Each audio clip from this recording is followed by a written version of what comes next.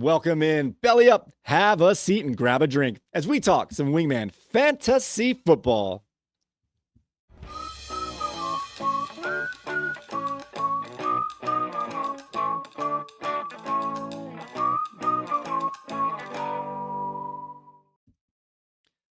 Welcome into another edition of Wingman Fantasy Football, the League Podcast. I am your host, Michael Furley, and as always, I'd like to thank all of you, or any of you who may be watching or listening to today's show. This is episode 84, a 2023 season rewind. We are going to go over the championship week of week 17 of the 2023 season, and we're also going to have our very first annual Golden Wingman Awards. It's going to be very exciting. I know we're a little late, but as one famous philosopher said at one point in time, before you go forward, you must look back. And we are going to do that today so we can get ourselves propelled forward for the 2024 season by closing the door on the 2023 season. So like I said before, this is our first episode of season 3 of Wingman Fantasy Football, the League Podcast. And things are going to be changing this time around. Starting out with our beautiful set here, we are now in a virtual space. We have the real bar mixed in with some backgrounds so we can teleport our guests in and they can actually sit at the bar next to us. It'll be very nice, a little more inviting than just having boxes everywhere with wallpaper. So hopefully that'll be a nice change of pace. Also, we're gonna be spreading out our wings, and in terms of what type of content we will be offering this time around. In past seasons, as a startup, we were just doing a newsletter homage to the Wingman Fantasy Football League, and we are going to branch out a bit. The Wingman Fantasy Football League is still going to be the major focus of the content, but we are now going to offer some start-sit advice, waiver wire projections, rankings, start-sits, all that kind of stuff. Do some pick'ems in terms of fantasy points over-unders and give you a sounding board. We're here to help you guys out because we are you guys. We want to be the sounding board that'll help you make the best decisions or talk you off the ledge. So we're going to do that for you guys, and we appreciate you guys joining us and starting the Wingman family. All right, guys, we're also going to offer a new product this year. If you want, you can pre-register to get the WDK. What is the WDK? The WDK is the Wingman Draft Kit. It is a PDF file that'll be sent right into your inbox that'll give you tier-based rankings, projections, strength of schedules based on position, bye weeks, all that stuff, and mixed in with some which coaches are going where, player movement, so you can kind of get a better read on which players may perform well. Every year it surprised me when I look at these things, you're like, oh, I guess that's the running back that's going to be good this year. And I'm not bragging, but 8 out of 10 times I've nailed him. And the couple times I haven't, it's because I've been afraid to pull the trigger. One time I recall specifically was Mark Ingram's, I don't know if it was his first year or second year, but he was in Baltimore. And I was like, it says he's supposed to be good based on the schedules and this coaching style. But I was like, he's old, I can't do it. And that was his last best year. So these strength of schedules mixed in with coaching and projections, they really do sometimes give you steals in the draft. So go ahead and just pre-register for that WDK at wingmanfantasyfootball.com. All right, so we have a little celebrity endorsement who's going to tell you a little bit more about the WDK. So with that being said, I pass it over to him. Listen to me, it's your last action hero, your true life spy, and of course, your favorite kindergarten teacher. I want to let you know that it is not a rumor. The Wingman Draft Kit is the best tool out there to prepare you for your fantasy football draft. Let Bernie and Michael pump you up and get you into the best shape of your life in terms of draft day preparation. With Wingman consensus player rankings, ADP, tier rankings, including cross-reference material to other major fantasy sites, with positional strength of schedules, mock draft results, and so much more. The WDK will help you dominate your league and dominate the competition. I need you to get down to wingmanfantasyfootball.com right away to order your copy of the WDK, the Wingman Draft Kit. I've got to go, but don't worry, I'll be back. But right now I must head to the chopper. Hasta la vista, baby.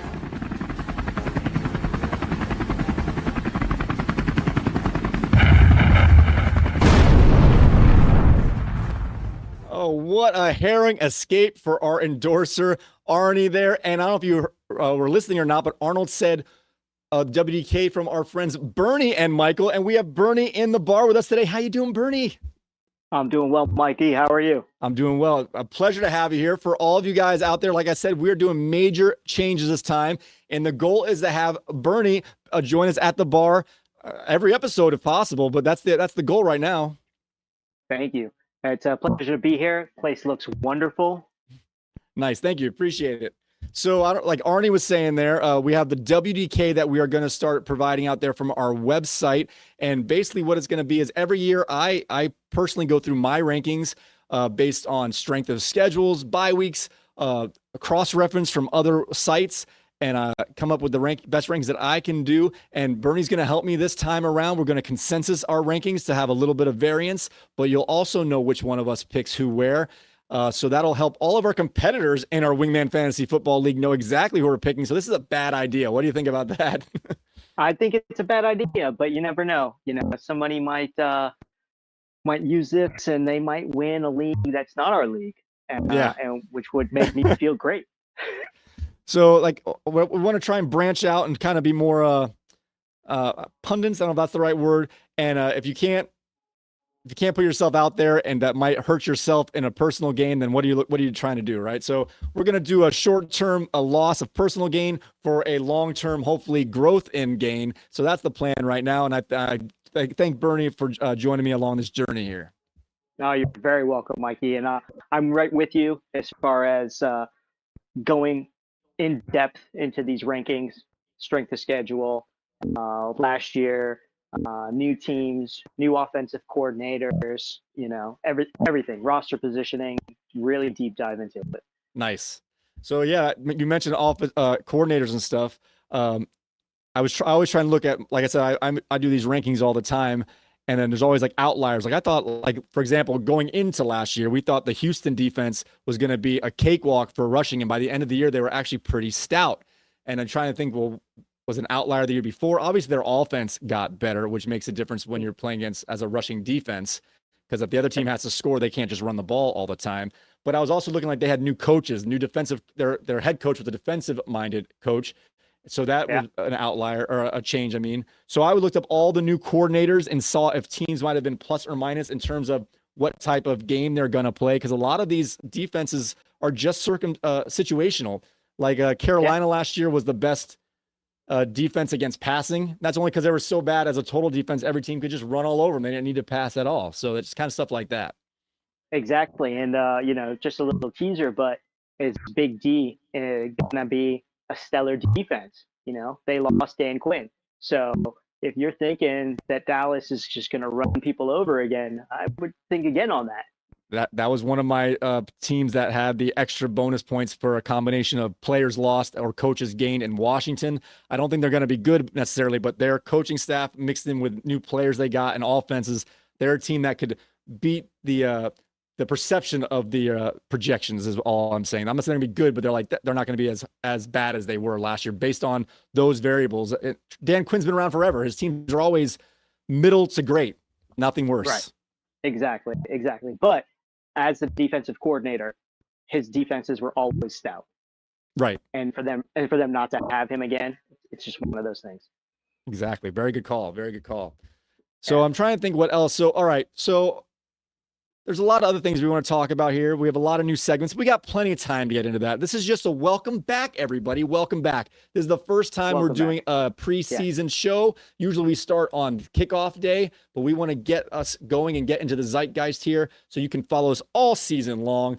But before we go forward, like I said, we want to go back, and I promised this at the end of last year, and I just didn't get around to it. So we are going to start off with our Golden Wingman Awards for the 2023 season. So sit back and watch the award show. Ladies and gentlemen, it is time for the first annual Golden Wingman Awards. Who will earn their pair of golden wings? Categories tonight include Most Outstanding Player, Postseason MVP, Free Agent Acquisition of the Year. Draft Day Value of the Year. Draft Day Bust of the Year. And the Up and Down, Exhilarating, the Roller Coaster Award. All right, our first award on the docket tonight is for Most Outstanding Player. And our nominees for this award are Tyreek Hill, who averaged 19.93 points per game. Next is the quarterback for the Philadelphia Eagles, Jalen Hulu has live sports, who averaged a whopping 23.34 points during the 2023 season. Next, Buffalo Bills gunslinger, quarterback Josh Allen, who led all scorers with 436 total points during the 2023 season. Next, Christian McCaffrey, running back for the 49ers. And standout wide receiver superstar CeeDee Lamb, who himself averaged just under 20 points at 19.98 points per game. And the winner for the 2023 Most Outstanding Player, the Golden Wings go to Christian McCaffrey. He was the highest scoring non-QB of all players this season. He averaged 22.61 points per game. He also had a streak of 18 consecutive games with a touchdown scored, tying an NFL record, and it spanned over the last 2 seasons. Congratulations, Christian McCaffrey. You have earned your Golden Wings for Most Outstanding Player.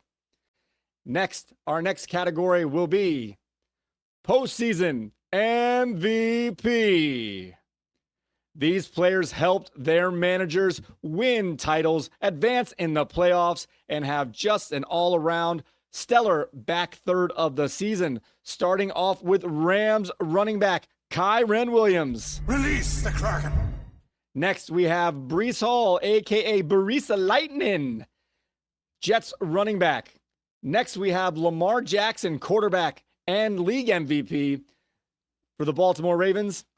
Next, we have Jordan Love. All you need is love, as he helped propel Red Sox Nation to his 3rd consecutive Wingman Fantasy Football title. And CeeDee Lamb nominated for his 2nd category, as he had over 35 points in the championship game. And the winner is, for postseason MVP, the Golden Wings go to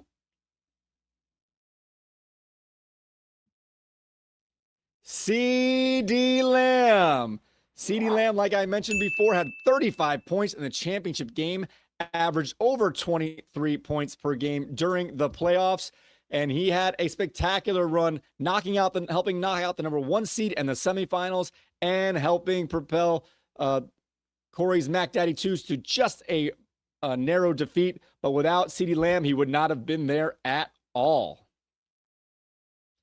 All right, now it is time to get on to our next category for the award show. This is going to be Free Agent Pickup of the Year. And our nominees for Free Agent Pickup of the Year are, once again, his 2nd time being nominated, Kyren Williams. Release the Kraken. We have Sam Laporta, tight end for the Lions. Brock Purdy, quarterback for the 49ers. And once again, his 2nd time in the nomination pool here. All you need is Jordan Love. And rookie standout wide receiver for the LA Rams, Puka Nacua. Hakuna Matata. And the winner for Free Agent Pickup of the Year, this one goes to Kyren Williams. Release the Kraken. Kyren Williams averaged 21 points per game. Where is he? Kyren Williams averaged over 20 points a game. He did miss time with injury, but every time he suited up, he was a monster, and including helping the aforementioned Red Sox Nation win his 3rd consecutive Wingman Fantasy Football title. Congratulations to Kyren Williams. You have earned your pair of Golden Wings. it is now time to get on to our next category. Our next category will be Draft Day Value of the Year. There were so many quality draft picks this year, and we are going to take a look at our nominees for Best Draft Day Value. Starting off with running back for the Miami Dolphins, Raheem Mostert. Once again, Breece Hall has been nominated again, and he was a very strong standout. Yahoo rated him as the #1 draft pick post-draft and preseason. Nico Collins was the second to last player picked in our draft, the last non-QB player, and he finished in the top 10 in positional rankings. And Mike Evans, everyone counted him out as an older statesman, but he was solid all the way through the season. And Dak Prescott used the second half of the season to propel himself as he went from, as he finished as the 5th overall quarterback. All right, and the winner for Draft Day Value of the Year, the Golden Wings go to Raheem Mostert. Raheem Mostert was the best value of this year among values, as he was the 33rd running back taken and finished #2 overall at the position. As Raheem Mostert, like I said, was drafted in the 8th round, finished as the 2nd overall running back. Even though Nico Collins was taken so late, it's hard to beat a top 2 running back. Well done, Raheem Mostert.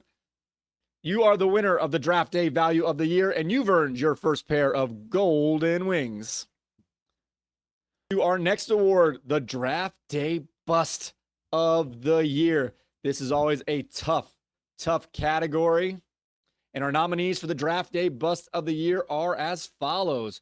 We have Patrick Mahomes, superstar quarterback for the Kansas City Chiefs, makes this list.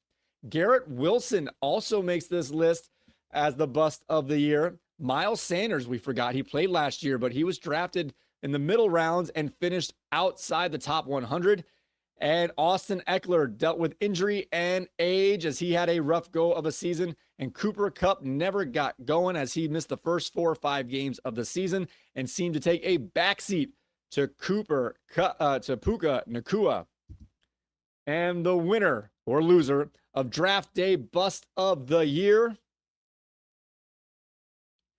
goes to Garrett Wilson. Garrett Wilson, congratulations. You've gotten the Golden Wings for Draft Day Bust of the Year. Garrett Wilson was drafted as the 12th pick overall, just outside the first round, and he finished as the 44th receiver.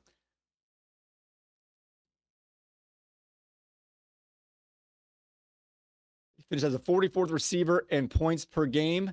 So that was an awful bust. He was linked to the big-time injury of Aaron Rodgers. But nonetheless, you have earned your first pair of Golden Wings as you are the 2023 Draft Day Bust of the Year. On to our next category, and arguably our most exhilarating. This one is the Roller Coaster Award. These are our players who had high highs and low lows and nothing in between.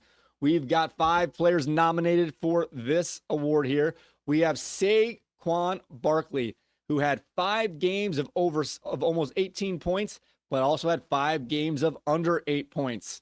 Our next player nominated here is Devontae Smith, who had 4 games of over 19 points and 6 games of under 7.5 points. Next on the list was Derrick Henry. He had 7 games over 17 points and 6 games under 8 points. T. Higgins.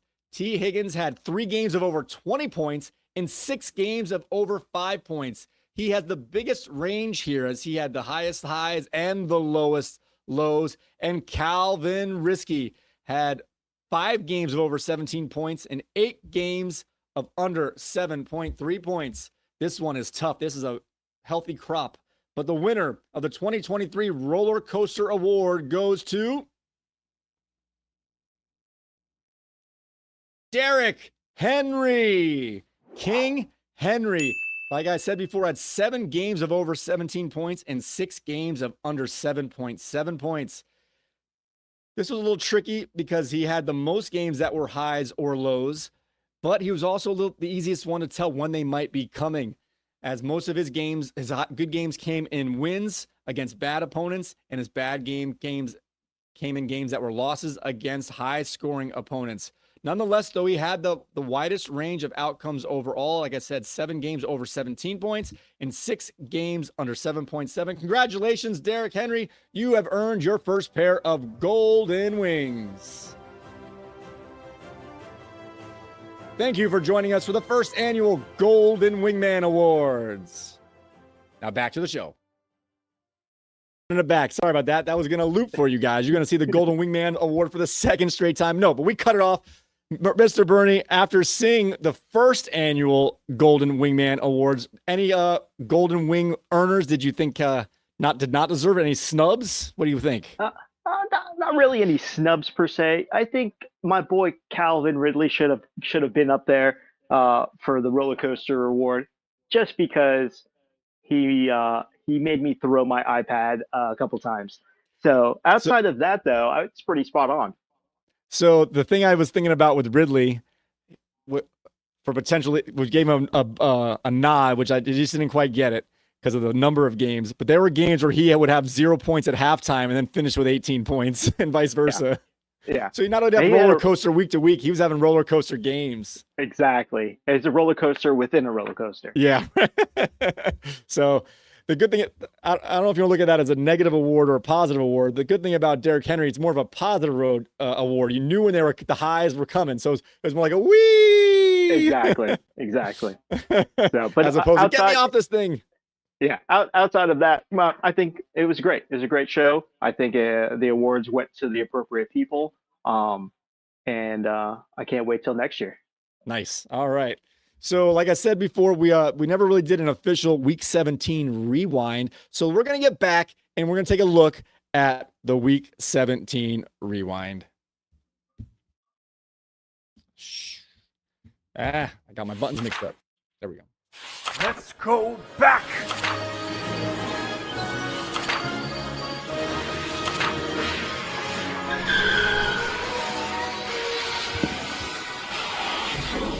Week 17 rewind. All right, so team, we're going to start off with a little boy bracket. This was the consolation bracket. The people playing for 7th place. Of course, my screen just refreshed right when I went to look at it. Awesome.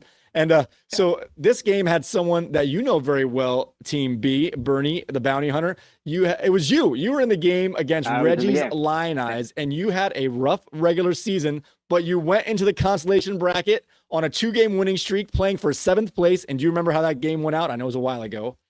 I believe I won. You did win. The score was 83 to 76-ish. Like I just lost the page just went away from me. So about 83 to 76. So it was a low scoring game. And you went up against all Lions. Yep. If I was going to go up against anybody in that little boy bracket, I'm glad it was Reggie. He and I are good friends, and we have a lot of banter back and forth. So I respect him. I respect his players and his teams that he puts together. So it's nice. And also, let's see. So you had some this thing is not. I don't know why it's not playing for me. So I kind of remember you had some players. I think you had Baker Mayfield had 20 some odd points. So he had a decent game. That's pretty much all you could hope for him. But Kenneth Walker had 15 points, and he was a kind of a no-show all season long, or at least injury-wise. So that was kind of nice to get that kind of game from him at the end of the season. Yeah, very, very nice. A lot of those players that were in there at the end were basically replacements because the team during the year sucked so bad. So I got a question for you because I was looking at it earlier, especially because we just talked about him in the roller coaster award. Do you think Calvin Ridley was on your active roster, or was he on the bench or cut? If I had to, I had faith in him for a while. I wouldn't have cut him. 17, I can't remember who they were playing, if they were in it or not. I would say he was on the active roster. He got 5.9 points, so not as big as dud of the year, but he was in your lineup. He did play. Yeah, yeah. When you're swinging for the fences, you gotta swing big, I guess. Yep. All right, so now we're gonna get to our big boy bracket, and this one, well, this hurt because I thought I could have been in this game. Of course, I had a week to recover from that realization, but this was an amazing game as we had Red Sox Nation going for his third consecutive title up against Corey's Mac Daddy Twos going for his first Wingman Fantasy Football League title. And do you remember how this one played out, or at least who won? Oh, I believe it was a very, very close nail biter, and it was Jimerson because we don't hear the end of it. Red Sox Nation just loves to let us all know that he won again. It was Red Sox Nation. I don't know if you noticed that he's changed his team name to R3D Sox Nation. He changed the E to a 3 for his three-peat. I have not noticed that. So very subtle, but very, there you go. So this game was super close.